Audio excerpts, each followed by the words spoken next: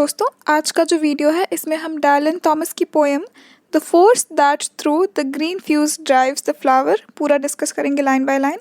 उसके बाद जो हमारी बुक्स में दिए हुए हैं कुछ स्पेशल जो हिडन मीनिंग्स हैं वो, और इस पोएम में क्या क्या जो पोएटिक डिवाइसेस है इस पोएम के बारे में मैं आपको सब कुछ बताऊंगी।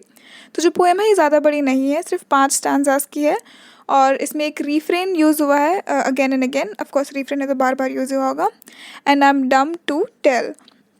तो ये जो पोएम है नाम सुन के आपको काफ़ी इंटिमिडेटिंग लग रही होगी कि काफ़ी लंबा चौड़ा नाम है तो क्या होगा इस पोएम में। तो एक्चुअल में जो पोएम है इसके बारे में मैं बताऊं तो जो पोएट है वो बार बार हमें ये बताने की कोशिश कर रहा है कि जिन चीज़ों से या एक ऐसी शक्ति है, फोर्स, जिस फोर्स की यहाँ बात हुई है, जब हम टाइटल की बात करें तो जिस फोर्स की वो बात करें वो कह रहे हैं कि यूनिवर्स या कोई भी एक ऐसी शक्ति है जो कि ग्रीन फ्यूज यानी जो एक फूल है, जो फूल उगता है तो जो हरे रंग की छड़ी होती है, जो बांस होता है जिसके थ्रू वो उगता है, तो उसके अंदर एक फोर्स होता है। वो फोर्स जो कि यूनिवर्स की शक्ति है, वही फोर्स जो है, जो सेम चीज़ जो उस फूल को पैदा करता है, वही फोर्स जो है वो पानियों में गिरता है, वही फोर्स जो है वो जब हम मर जाते हैं तो हमारी डेड बॉडी को दफनाता है, वही फोर्स जो है वो फाउंटेन में होता है। यानी इस पूरी दुनिया को जो है एक सेम फोर्स जो है, जो भी एक शक्ति है, एक पावर है, वो चला रही है।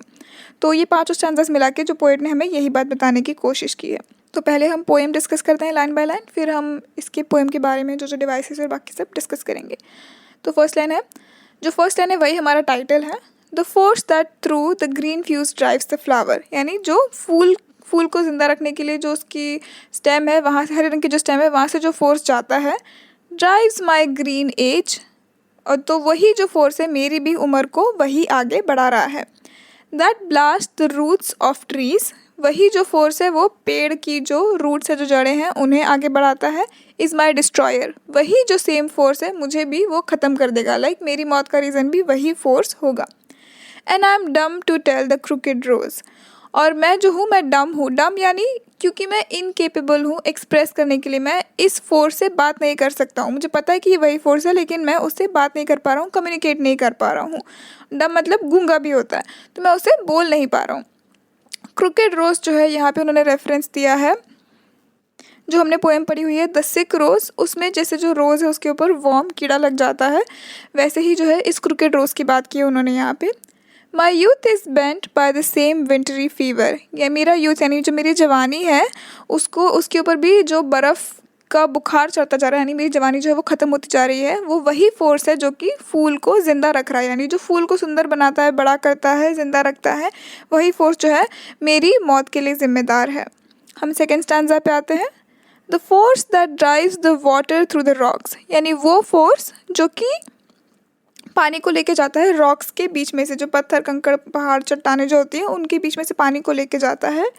ड्राइव्स माई रेड ब्लड, मेरे शरीर में जो खून बह रहा है वो भी वही फोर्स की वजह से बह रहा है। That drives the mouthing streams turns mind to wax, यही वही फोर्स है जो कि स्ट्रीम्स को सुखा देता है, जो झरने बहते हैं, जो पानी बहता है उसको सुखा देता है और मेरा जो खून है उसे वैक्स में बदल देता है। And I am dumb to mouth on to my veins, और मैं बात नहीं कर सकता हूँ। वीन्स यानी हमारी जो नसें होती हैं जिसमें खून बहता है, मैं उन नसों से बात नहीं कर सकता हूँ। How at the mountain spring the same mouth sucks, और कैसे कि जो माउंटेन में जो स्प्रिंग होता है ना, जो माउंटेन्स में से, पहाड़ों में से जो पानी निकलता है, जो स्प्रिंग जिसे हम कहते हैं, उसी स्प्रिंग पे जो मेरा माउथ है, जो मेरे लिप्स है, वो पानी पीने की कोशिश करते हैं, लेकिन फिर भी मैं उस जो फोर्स है उससे बात नहीं कर सकता हूँ। तो अगेन वही चीज़ कि जो भी एक शक्ति है जो पानी को बहा रही है यहाँ से वहाँ, जो पानी को सुखा देती है, वही शक्ति है जो मेरे शरीर में खून दौड़ा रही है, और वही शक्ति है जो मेरी मौत का कारण बनेगी। The hand that whirls the water in the pool, वो हाथ जो कि वाटर, जो पानी का जो पूल था उसमें मेरा हाथ जो है जा रहा है यहाँ से वहाँ। Stirs the quicksand, quicksand यानी जिसे हम दलदल कहते हैं हिंदी में, कि दलदल में जो भी जाएगा वो डूब के मर जाएगा, लाइक वहाँ से आप निकल नहीं सकते बाहर। तो मेरा वो हाथ जो पानी का स्विमिंग पूल जो है हमारा, उसमें मेरा हाथ मैं चला रहा हूँ, और मेरा वही जो हाथ है वो दलदल में भी जाएगा।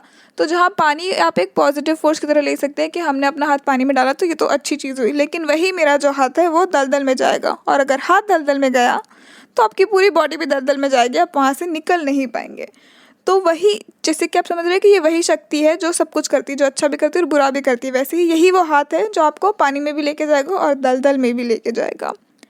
That ropes the blowing wind mauls my shroud sail, अब रोप्स द ब्लोइंग विंड, यानी जो हवा चल रही है, बहती हुई हवा जो चल रही है। मॉल्स माई श्राउड, श्राउड यानी वो सफ़ेद कफन का कपड़ा जो होता है, जो किसी के मरने पे हम लगाते हैं, उसको कंपेयर किया है सेल से। सेल यानी जो जो नाव चलती थी बड़ी बड़ी, उस वक्त वो वाइट कलर की सेल ऊपर लगाया करते थे, उसकी बात कर रहे हैं। तो वो भी सफ़ेद रंग की होती थी, और जो इसका कफन होगा वो भी सफ़ेद रंग का होगा। और इससे एक और जुड़ी हुई कहानी ये है कि एथेंस का जो एक राजा था, उसका बेटा जो है एक युद्ध पे गया था, और जब वो लोग वापस आते थे तो अगर आप युद्ध जीत गए, आपका जो बेटा है वो ज़िंदा है, तो वो लोग सफ़ेद रंग का सेल लगा देते थे, और अगर वो हार गए हैं या बुरी न्यूज़ लेके आए हैं तो वो काले रंग का सेल लगाते थे।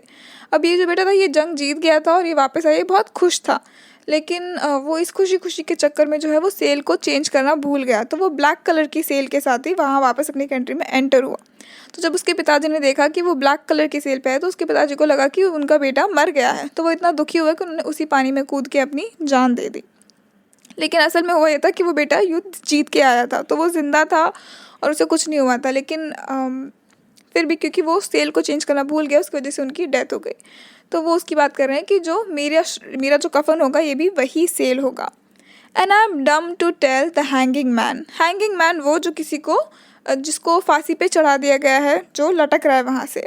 How of my clay is made the hangman's lime, कि मेरा जो शरीर जिस मिट्टी से बना हुआ है, जो हैंगमैन है जो किसी को फांसी पे चढ़ाता है उसे हम हैंगमैन कहते हैं, तो वो भी उसी मिट्टी से बना हुआ है जो मिट्टी मेरे शरीर में है। The lips of time leads to the fountain head, अब यहाँ पे पर्सोनिफिकेशन का यूज़ किया गया है। टाइम जो है उसको उन्होंने एक इंसान की तरह यूज़ किया और कहा है कि जो टाइम है उसके जो होठ है वो फाउंटेन का जो हेड है उसके ऊपर लीच की तरह चिपके हुए हैं। Love drips and gathers but the fallen blood shall calm her source, अब जो लव है, क्योंकि ये फाउंटेन है राइट, तो इस फाउंटेन से जो लव है वो बहता है और वापस इकट्ठा हो जाता है, क्योंकि फाउंटेन में भी ये होता है राइट कि कोई चीज़ ऊपर जाती है, बहती है और फिर वापस नीचे आ जाती है, फिर ऊपर जाती है। तो वैसे ही जो प्यार है वो भी बहता है और वापस इकट्ठा हो जाता है। But the fallen blood shall calm her souls, लेकिन जो गिरा हुआ खून है वो आके उसको सोर्स यानी जो चोट लगने पे हमें घाव हो जाते हैं, जो खून है वो आके उसे ठीक कर देगा। And I'm dumb to tell a weather's wind how time has ticked a heaven around the stars, और मैं जो हूँ, मैं हवा जो चल रही है, वेदर जो चल रहे हैं, जो मौसम में वो बदलते रहते हैं, मैं उन्हें बता नहीं सकता हूँ, मैं बोल नहीं सकता उन्हें कि कैसे ये जो हेवन है, ये यानी जो स्वर्ग है, ये सितारों के आसपास घूमता रहता है। हम आते थे हमारे आखिरी स्टैंजा पे जो 2 लाइन का है, इट्स अ कपलेट।